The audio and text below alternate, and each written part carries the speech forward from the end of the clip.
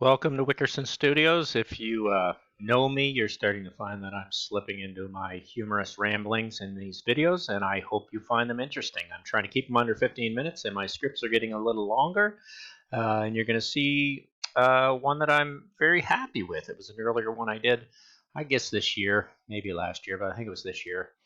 Wheelbarrow frame. It's kind of a fun little device. Uses a couple of variable pipes. It might be a little excessive, but I've taken off the preview of all the script. I have not clustered it. I've not made it into a different form, but there's a lot going on here geometrically. I'm going to leave it on just viewing the geometry selected, and that's the object that's ended up being rendered. It's pretty simple. The script is starting to gather by the dozen of nodes, and we're going to jump into it and see what happens. Fully parametric, you can see that it's kind of made of two basic sections, which is the wheel is generated and the rest of the wheelbarrow is generated. This is tied to an interest I have in taking a look at Wickerson Studios, or Michael Wickerson. I guess that's who I am. I'll just show a little brief one here. michaelwickerson.com, if I spelled that right. And there we've got some wheelbarrows. We've got some fun projects that I've made in the past. Here's one here. In bronze, I made in 2005 and showed at the Lady Volco Center, along with a whole army of these wheelbarrows, kind of showing their own victory over the ones that tread upon their own burdens. Anyway, I've done a lot of work, as you can tell, over the years, and I'm starting to translate what's strange, a lot of these designs and architectural units and structures into scripts and codes, because what else would I spend my time doing? That's it. We're over 2 minutes, or 2 minutes in. Basically, the wheel is a simple structure. I'm going to zoom in here and let you see it. It is made from, obviously, an outer wheel, which is an interesting tool that I take a ellipse and I play with that parametrically as you follow it back, and you can see you can change the and the script's a little slow because it's linked to quite a few geometries, but basically that is a simple ellipse that is closed around. Oh, and one thing I should bring in here for everybody that knows what I like to do, I like to bring in the bifocal plugin. It's the only plugin I'm really using on these scripts.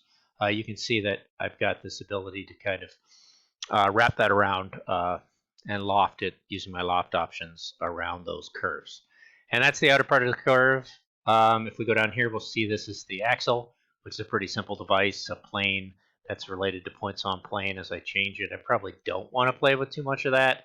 I'll probably leave it at its snapping at, what's nice about this on the points on curve tool, you can go here and snap it right to where you want in the Rhino 6. Otherwise, you can make it snapping to certain things. It's line-based, 2-point based, and that's coming from, obviously, geometry farther up. The axle's there, and then you have the spokes, which are not anything different than what you could create in a simple program of tinker coding. The logic's the same, deconstructing using perpendicular frames around a circle, linking it to the same plane, and in the end, you've got un, deux, trois, 3 items that are merged. And in later scripts, I end up using the merge tool a little more because it actually makes a lot of sense when I end up looking at my script, bringing in this data, bringing in this data, bring in this data, and then from that, pull that out and stick it in there. And you end up with the same thing, but at least you have this kind of bringing it together. And if I did like a change I made on a file, I probably hit save document and keep it as that. Anyway, so that's a pretty simple end. This is what gets a little trickier. You've got breps coming together, you got pipes here, and you got variable pipes here. And the variable pipes always have to match. And I'm not sure why my display, and this is going to mess up my script a little bit, draw full names. I'm going to hit display and draw full names again. It seems to be a bit of a bug, but you see my script now gets a little jumbly because I've extended those names. So now you're stuck in the game of reconfiguring your script. And because I'm exporting and importing from Mac to Windows, sometimes I have to do that. But you have to match your parameters to your radii and numbers. Otherwise, your variable pipes won't work. And it's basically reparameterizing a curve from 0 to 1, setting your gene pool from 0 to 1, choosing points along that curve, and then changing the radius of what's going on in there. You see I really ballooned that up and bubbled it up. The variable pipe has always been something I've been kind of interested in doing. Once again, there's a merge tool here of some data, 2 curves coming into one that are based on a plane. And they involve a little bit of math that I use constantly again and again. I think what I'm going to do here is because my script was working nicely without seeing drawful names, I think I'll leave it there. We'll just have to go off of guessing at what's being inputted and exported in here. Preparing 3 curves from points that comes from a move tool that's based on a z-axis. I have a little bit of control over the curve that's affecting, that's being moved, and playing with that, and I can play that up and down. Those lines can actually be manipulated, and they too can be scripted differently from a gene pool that I brought in here. These scripts are on GitHub if you want to take a look at them.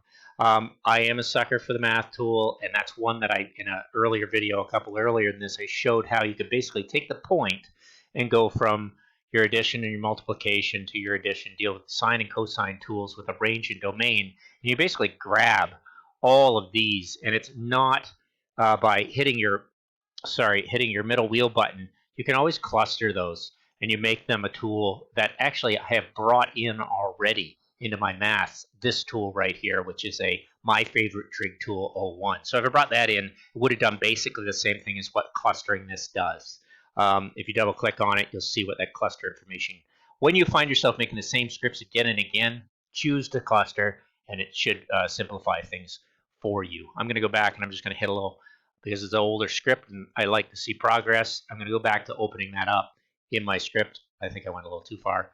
But basically, that's an interpolated curve that I then can pipe and choose how I want to do that and play with some of the geometries. That said, it's not too difficult to figure out from this script and then play with the parameters on that you have pretty good control over. I'm just going to take this merge because that's put it on preview off, and basically have that final form to this, leave it on show, and I've got a point in here somewhere that's still showing, and I'm wondering why that one comes up in the ghosted Grasshopper file. So I'm going to turn that off, and there goes that middle point that was right there. Just little things to notice as you clean up your script and play with it. Once again, I do like to take these, organize them, bring them in. I'm not going to space them in full sets, but those parameters can all be played with, and you might want to put a scribble tool on here. I apologize for that.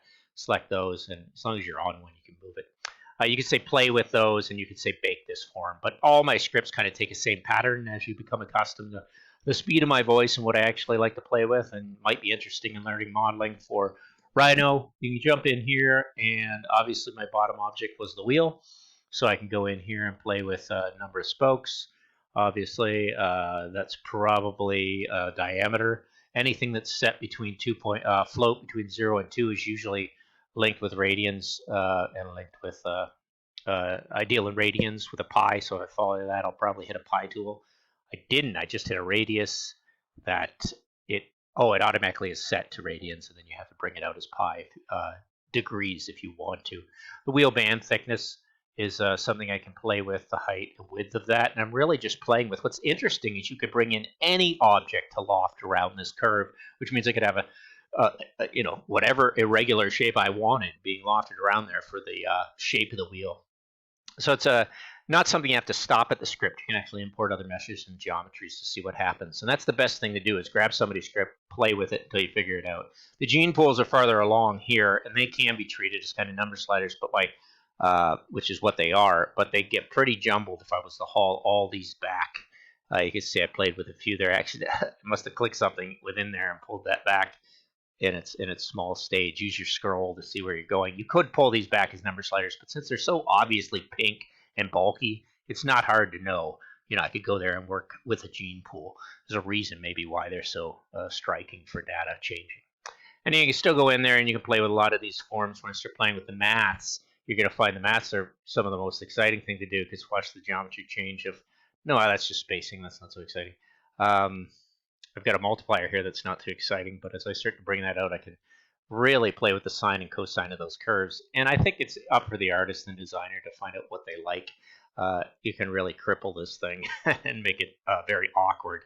We're going on about 10 minutes. I just want to show you a script that I like, the way I interpret it, how I like to assess programs when I see them in Grasshopper, see what's useful. And most of my stuff is mechanical. I'm not that intelligent a person. So when you start getting into the plugins and all the physics and calculations and all this awesome stuff, I find myself doing more and more tutorials just to show that I can wrap my head around it. I'm not quite of the capacity of becoming creative with those things. but I'm sure that will improve.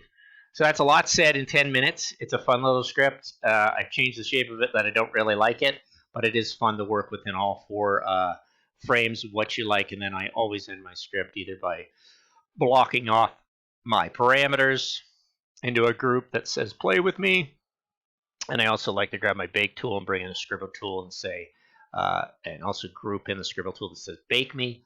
I go here, I grab the bake tool, put it onto a colorful layer. I can group everything if it's not already been merged and grouped. Put it over here, leave that, and now you've got the ability to go into Rhino, maybe do a rendered, and I'll pull my Grasshopper script back, and you see how tiny it is matching with this form, and we are pushing it a little bit over 10 minutes.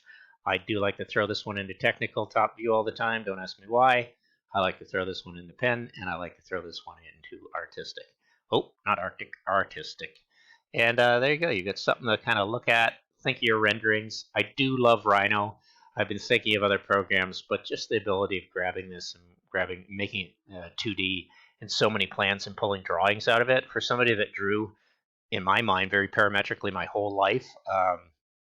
These are endless, and it gets me modeling and thinking of shape and form, puts me on the design, and moves me away from the fabrication end of making things. And I guess that's the stage of life I'm at right now.